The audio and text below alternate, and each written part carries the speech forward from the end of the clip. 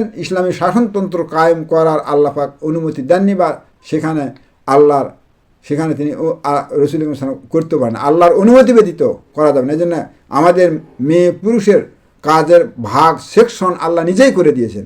এখানে আমরা উলট পালট করার জন্য আজকে আমরা বিশ্বে মার খাচ্ছি অনেক। 1967 সালে বা 57 সালে আমরা এই ইসরায়েল আজকে বর্তমান বিজয় হয়েছে এই কিছু নারীদের জন্যই, নারী লেলায় দেওয়ার জন্য। সেখানে মুসলিম নামধারী সৈন্যরা তাদের প্রতি যে ব্যবহার করেছে, যার জন্য মুসলমানরা ধ্বংস হয়েছে। এই জন্য আজকে ইসরায়েল নামে রাষ্ট্র গঠিত হয়েছে। আর ইসলামী রাষ্ট্র মানে মুসলমানদের ক্ষতি করার জন্য তারা আপ্রাণ চেষ্টা করতেছে, করতেই থাকবে সারা জীবন পর্যন্ত। মুসলমান যখন কমপ্লিট হয়ে যাবে তখন মুসলমান আল্লাহর পক্ষ থেকে অবশ্যই সাহায্য করবেন। ইতিহাসে অনেক প্রমাণ রয়েছে আল্লাহর সাহায্য করা। আজকে মুসলমানের এই দুর্গতি আল্লাহ দেখতেছেন, তারপরও এই অবস্থা কেন? আমরা কমপ্লিট ইমানদার হতে পারি নাই। এই জন্য একটি আয়াতের কথা, আমরা ইমান ওয়াকান্না ফি বুইতিকুন্না তাবারুজা জাহেলিয়াতিল উলা, জাহেলিয়াতের নিয়ম নীতি আমাদের পরিহার করতে হবে, মেয়ে হোক আর পুরুষ হোক। কিন্তু আমাদের মধ্যে সেই শিক্ষা না। এটার একমাত্র কারণ আমাদের মধ্যে ইসলামী শিক্ষা না। আল্লাহ পাক কোরআনে যে ওহি প্রথম নাযিল করেছেন, ইকরা বিসমি রাব্বিকাল্লাযী খালাকাল ইনসানা মিন আলাক, ইকরা ওয়া রাব্বুকা আল্লামা কালাম, আর রাহমানু আল্লামাল কোরআন, খালাকাল ইনসানা আল্লামাল বায়ান। এখানেও আল্লাহ বলছেন যে আমি রহমান রহিম, আমি পরম দাতা ও দয়ালুর পক্ষ থেকে আমি তোমাদের আর রাহমান ও আল্লামাল, আমি তোমাদের কোরআন দান করেছি। সেই কোরআনের শিক্ষা আজকে মুসলমানরা বাদ দিয়ে বিজাতিদের, ইহুদি নাসাদের শিক্ষা গ্রহণ করেছে। এই জাতির কোনোদিনই কল্যাণ হবে না। ইসলামী শিক্ষার উপরে কথা বলতে গেলে অনেক সময়, দীর্ঘ সময় লাগবে। ইসলামী শিক্ষা আমাদের নাই, যার জন্য আজকে আমরা মার খাচ্ছি। খালি আমাদের দেশে বা অন্যান্য মুসলমান নামধারী যা ওই আল্লাহ রসুলের হাদিস, মুসলমান নামে থাকবে কিন্তু কর্মে কাজে কর্মে মুসলমানের কোনো চিহ্ন থাকবে না। ব্রিটিশ যখন এই দেশ ছেড়ে দিয়ে যায়, যখন এই দেশে স্বাধীনতা লাভ করে পাকিস্তান, ভারত, বাংলাদেশ হয়নি, তখন পাকিস্তানের আন্ডারে ছিল। ব্রিটিশের একজন ঊর্ধ্বতন পণ্ডিত বলেছিলেন যে আমরা, তার নাম লর্ড মেকল, যে আমরা আমাদের দেশ থেকে আমরা চলে গেলাম, এই দেশ তাদের হাতে দিয়ে গেলাম দায়িত্ব দেশ পরিচালনার, কিন্তু তারা আমাদের আনুগত, তারা আমাদের গোলাম হয়ে থাকবে। আজকে ব্রিটিশের শিক্ষা দিয়ে আমাদের ছেলে পেলে লাতিপুতি আমরা সেই শিক্ষা গ্রহণ করে মুখে ইসলামের কথা বলি। আমাদের ছেলেরা ক্লাস 1 থেকে মাস্টার্স অনার্স পাস করা লেখাপড়া করলে ইসলাম কি, ইসলামের নিয়ম কি, নামাজ কেমন করে পড়তে হয়, উজু গোসল, পেশাব পায়খানা, পাক না ফাক, হালাল হারাম, জায়েজ না জায়েজ, কিছু শিক্ষা হয় না, কিছু জানা হয় না। সেই শিক্ষা গ্রহণ করে আজকে আমরা মুখে যা ইসলামের কথা বলি, এটা হবে না, এটা কোশ্চিন কালেও সম্ভব নয়। এই জন্য আল্লাহ রসুল বলেছেন যে ইয়াতি আল্লাহ নাস জামানু লা ইয়াবকা হুনা মিনাল ইসলামে ইল্লা ইসমুহু, ইসলামের শুধু নাম থাকবে কিন্তু ইসলামের কোনো কর্ম থাকবে না। আজকে আমাদের মধ্যে সেই অবস্থা বিরাজমান। এই জন্য আমি বিশেষ করে সকলকে অনুরোধ করতেছি, ইসলামের বিধান, ইসলামের ছায়াতলে আসুন। কোরআন হাদিসের এজমা কিয়াস, কোরআন হাদিস 4টি দলিলের ছায়াতলে আসুন, ইসলাম পরিপূর্ণ গ্রহণ করুন। আর যারা ইসলাম গ্রহণ করার যোগ্যতা সম্পূর্ণ ব্যক্তি, তাদের কাছে ইসলামী শিক্ষা গ্রহণ করুন। ইসলামী শিক্ষা গ্রহণ না করলে হবে না। আপনি যতই কেতাব পড়েন, যতই আপনি মদিনা ভার্সিটিতে পড়ে আসেন, আর মিশরতে পড়ে আসেন, দিল্লিতে পড়েন, লাখনৌতে পড়েন, কোনো লাভ নাই। শামস তাবরেজ রহমতুল্লাহ আলাই এবং সেই সময় জালালউদ্দিন রুমি রহমতুল্লাহ ছিলেন কোরআন হাদিসের পণ্ডিত, কিন্তু অনেক ঘটনা বর্ণিত আছে। তার অনুসরণ না করলে তিনি মৌলানা রুমি নিজেই বলছেন যে আমি যদি শামস তাবরেজের গোলামি না করতাম, আমি মৌলানা রুমি হতে পারতাম না। ফখরুদ্দিন রাজির মতো মানুষ, যিনি তাফসিরে কাবির লিখেছেন, আগে তো তাফসির লিখতে পারেননি। তাফসিরে কাবির যখন লিখেছেন তার পূর্বেরকার ঘটনা। নাজিমুদ্দিন কুবরা রহমতুল্লাহ আল্লাহ দরবারে তিনি গিয়েছিলেন সংশোধনের জন্য, নফস এলমে তা সব শিক্ষার জন্য। আমাদের দেশে জাহেল, তারাও জাহেল, তারা যত শিক্ষা করুক, তারা এলমে তাসওয়াফ নামে যে একটা কোরআনের অংশ আছে, কোরআনের তারাও বলে যে কোরআনের কিছু অংশ মানলে আর কিছু না মানলে শাস্তি হবে। তো এই কোরআনের যে তাসওয়াফের কথা আছে, সেটা যদি না মানলে তার শাস্তি হবে, সেটা কমপ্লিট মুসলমান হলো না। এই জন্য আল্লাহ বলছে ইয়া আইয়ুহাল্লাযিনা আমানু উদখুলু ফিস সিলমি কাফা ওয়া লা তাত্তাবিউ খুতুওয়াতিশ শাইতান ইন্নাহু লাকুম আদুব্বুম মুবিন। যদি তোমরা মুসলমান হও, পরিপূর্ণ হও, এখানে মুসলমান পরিপূর্ণ হতে গেলে উভয় এলেম শিক্ষা করতে হবে, উভয় এলেম মেনে চলতে হবে, নইলে পরিপূর্ণ মুসলমান হবে না। না হলে তোমরা শয়তানের অনুসারী হয়ে যাবে। শয়তান তোমাদের প্রকাশ্য দুশ্মন। শয়তান কোনোদিন মানুষকে পরিপূর্ণ এলমে তাসওয়াব আমল করতে দেয় না। যেমন বাহ্যিক লেখাপড়ায় 1 থেকে মাস্টার্স পর্যন্ত ক্লাস আছে আর কি, ইবতেদায়ী প্রথম শ্রেণীর থেকে আর কি কামেল পর্যন্ত ক্লাসের নিয়ম আছে, এরকম এলমে তাসওয়াব বেলায়েতে এরকম স্তর আছে, অসংখ্য স্তর আছে। এলা শিক্ষা না করলে কোনো মানুষই আল্লাহর দাসত্ব গোলামি করতে পারে না। মুখে বড় যত কথাই বলুক, যে কেউ হোক, ক্ষমতা থাকে তারা আমার সঙ্গে সরাসরি সাক্ষাৎ করুক, অনেক অসংখ্য দলিল প্রমাণ দ্বারা তাদের বুঝে দেওয়া হবে। কার উপরে আমি হিংসা করে বলি নাই, সংশোধনের উদ্দেশ্যে বলছে, আল্লাহর কাছে আর পুরস্কার পাওয়ার জন্য। এই জন্য সংশোধন হন, এই জন্য নফসকে কন্ট্রোল করুন। এই জন্য আল্লাহ পাক শুধু এখানে মেয়েদের কথা এই জন্য বলছেন যে জাহেলিয়াতে নিয়ম নীতি মেনে চলা যাবে না। যেন আমরা যদি আমরা যে পরিপূর্ণ ইসলাম মেনে চলি, জাহেলিয়াতের যত পদ্ধতি অবশ্যই মেয়েরা যদি এইভাবে ইসলাম গ্রহণ করে, এই মেয়ে কোনো দিন জাহেলিয়াতের নিয়ম পদ্ধতি মেনে চলবে না, দুনিয়ায় লাভ ক্ষতির দিকে তাকাবে না, অনাহার অধ্যায় জীবনযাপন করতে হলেও করবে, কিন্তু তার জাহেলিয়াতের পদ্ধতি গ্রহণ করবে না। যদি এই জন্য বর্তমান যুগেও মেয়েদের যত চাকরি সরকারের পক্ষ থেকে দেওয়া হয়েছে, এরা যদি পুরুষদের দেওয়া হতো, যুবকদের দেওয়া হতো, তাহলে অনেক বেকার সমস্যা দূরীভূত হতো। এই জন্য ইসলামে বেকারত্ব এত বেড়ে যায়। ইসলাম যখন আসবে তখন বেকারত্ব থাকবে না। অনেক কথা আছে কিন্তু বলার সময় নাই, বা বলে একদিনে বলে কোনো ফায়দা হবে না, বা একদিনে বলাও আর কি গ্রহণ করাও সম্ভবের বাইরে, অনেক কথা।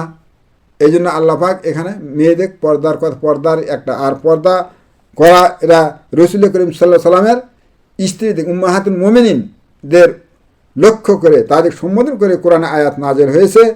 এই জন্য আল্লাহ পাক এখানে বললেন যে, এই জন্য আল্লাহ পাক বলছেন যে আল্লাহ এবং যে জাহেলিয়াতের নিয়ম পদ্ধতি অনুযায়ী জীবনযাপন করো না, তারপরে সালাত কায়েম করো। এই সালাতকে আর সালাত মিরাজুল মুমিনিন বলা হয়েছে। আমরা এটা অনেক বাংলাদেশে অনেক বক্তারাও বলে, কিন্তু যারাই বলে আর সালাত মিরাজুল মুমিনিন, মেরাজটা কি? মেরাজ আরবি ভাষায় যারা জানে বা ভাষা যারা পড়েন তারা বলে সাক্ষাৎকার। মেরাজ আল্লাহ রসুল হাদিসে বললেন কি জন্য, যে আর সালাতু মিরাজুল মুমিনিন, মুমিনদের জন্য সালাত হলো আল্লাহর সঙ্গে সাক্ষাৎকার। আমরা এরকম নামাজি বাংলাদেশে কয়জন আছে মেয়ে পুরুষের মধ্যে? এরকম নামাজি যদি হতো আল্লাহর সঙ্গে সাক্ষাৎকার, সে ব্যক্তি কোনোদিন গুনাহ স্পর্শ করতে পারবে না।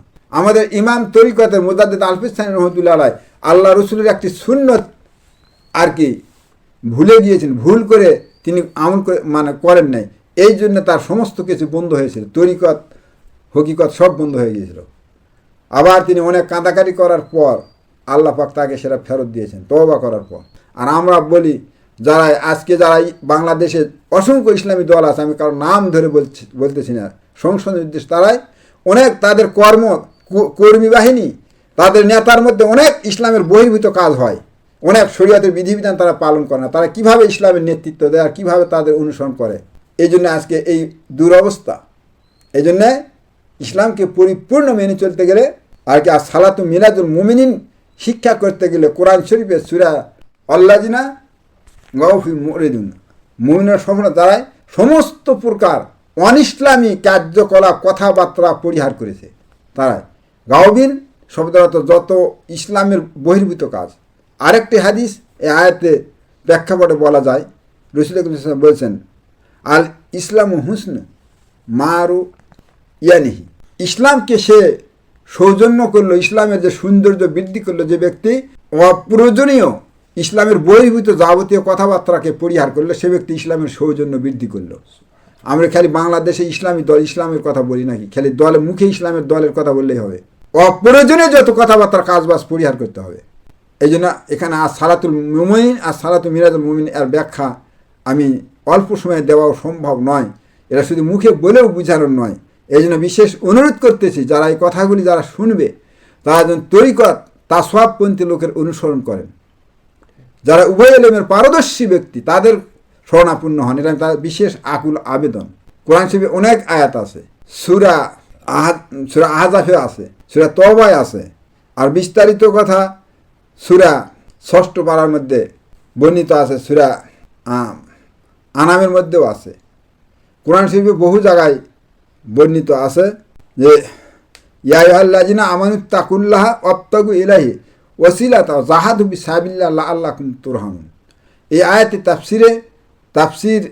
তাফসিরটার নাম হলো মোল্লা হজরতে সাহাব ওলিল্লাহ মুহাদ্দিস দেওলভী রহমাতুল্লাহ আলাইয়ের প্রথম সন্তান আব্দুল আজিজ দেওলভী রহমতুল্লাহ আলাই।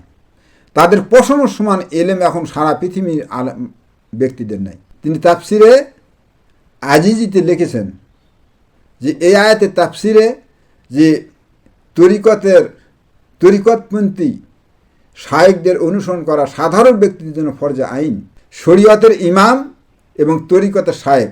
এখানে যখন ইসলামী খেলাফত বাংলাদেশে বা বিশ্বে যেমন আফগানিস্তানে হয়েছে ইসলামী আমিরাত, এখানে কোনো পীর মাশায়েখের নিকটে বয়াত গ্রহণ করা ওখানে জায়েজ নয়। ওখানে ইসলামের আমিরাত, ইসলামের যারা আমির তাদের কাছে বয়াত গ্রহণ করা ফরজ, তাদের অনুসরণ করা ফরজ। আর পৃথিবীতে এই আফগানিস্তান ব্যতীত পৃথিবীর কোনো দেশে, সৌদি আরব সহ কোনো দেশে ইসলামের আমির নাই। কোরআন সুন্নাহর পরিপূর্ণ আইন মানে চলে না কেউ। এই জন্য ওলি আল্লাহদের দরবারে যেতে হবে। এর কারণে তরিকতের শায়েখদের অনুসরণ করা ফরজে আইন। হজরত শাহ আব্দুল আজিজ দেওলভী রহমতুল্লাহ আলাই বলেছেন এবং তার পিতা শাহ উল্লাহ মুহাদ্দিস দেওলভী রহমতুল্লাহ কৌল জামিল কিতাবের মধ্যে বর্ণনা করেছেন। এই জন্য আমি সকলকে এই যতক্ষণ পর্যন্ত ইসলামী আমিরাত কোরআন খেলাফত কায়েম হয়নি ততক্ষণ পর্যন্ত অনুসরণ করতে হবে। খেলাফত যখন হবে, আমরা হয়তো না থাকলে তখন আর কোনো অলি আল্লাহদের কাছে বয়াত গ্রহণ করার প্রয়োজন নেই। কিন্তু এদেশে ইসলামী খেলাফত, যারা ইসলামী দল বাংলাদেশে যতগুলি আছে, খেলাফতের চিহ্ন নিদর্শনাবলী তাদের আমলে, তাদের কর্মের মধ্যে পরিলক্ষিত হয় না।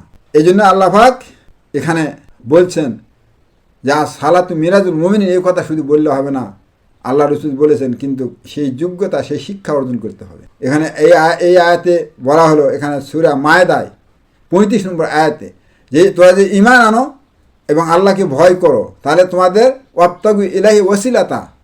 এই আয়াতের তাফসিরে অনেক কথা বর্ণিত আছে। তাফসিরে মাজাহারিতে যে তাফসির লিখেছেন সানাউল্লাহ পানিপতি রহমতুল্লাহ আলাই, তিনি ইসলামের জন্য জিহাদ করে তার ওস্তাদের নামে তাফসির লিখেছেন মাজাহারি। তিনি ইসলামের বিরুদ্ধে যুদ্ধ করে শাহাদত বরণ করেছেন এবং তার ছাত্র সানাউল্লাহ তিনি একজন আল্লাহর জবরদস্ত ওলি ছিলেন, যিনি অনেক তার জীবনীর অসংখ্য ঘটনা বর্ণিত আছে।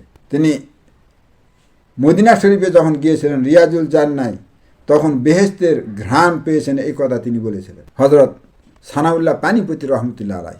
এই জন্য তার তাফসিরে তরিকত এবং তাসওয়াবের কথা ভাঙ্গিয়ে বর্ণনা করার অনেক জায়গায়, অনেক আয়াতে বর্ণিত আছে।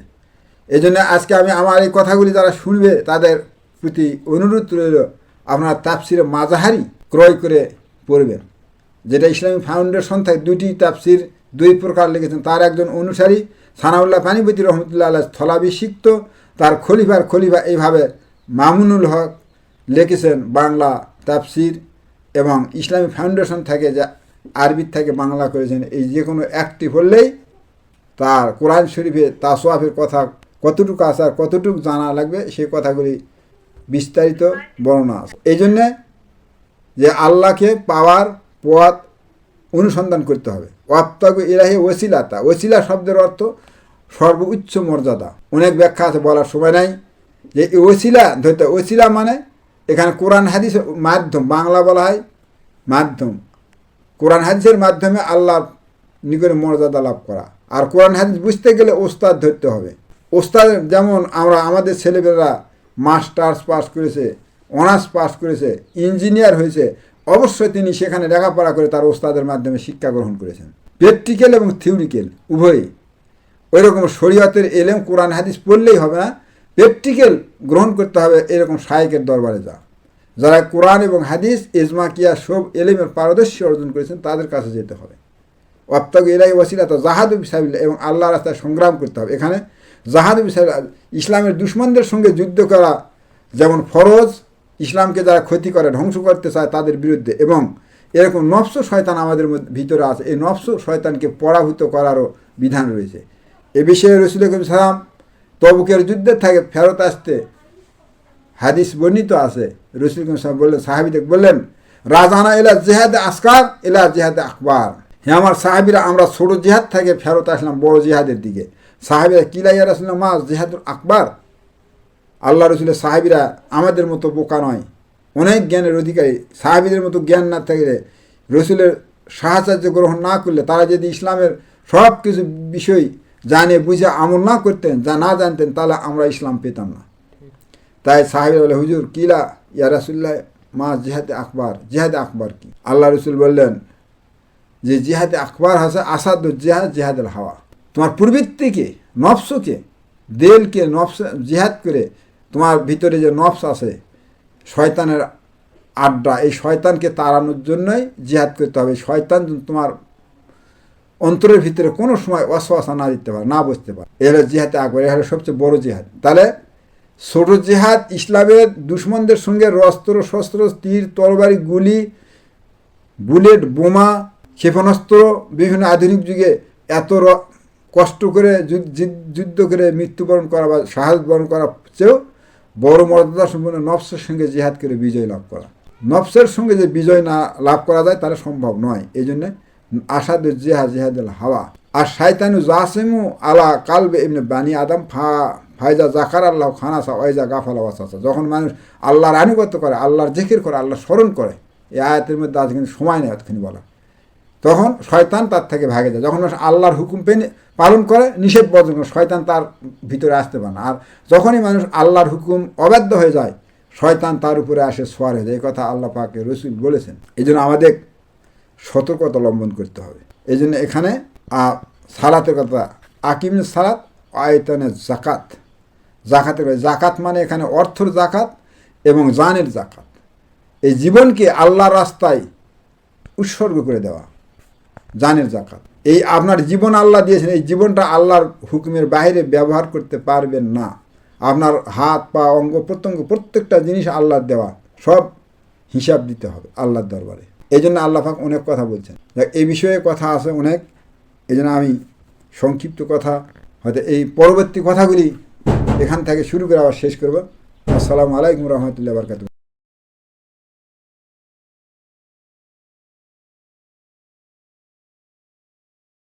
Subscribe for more content.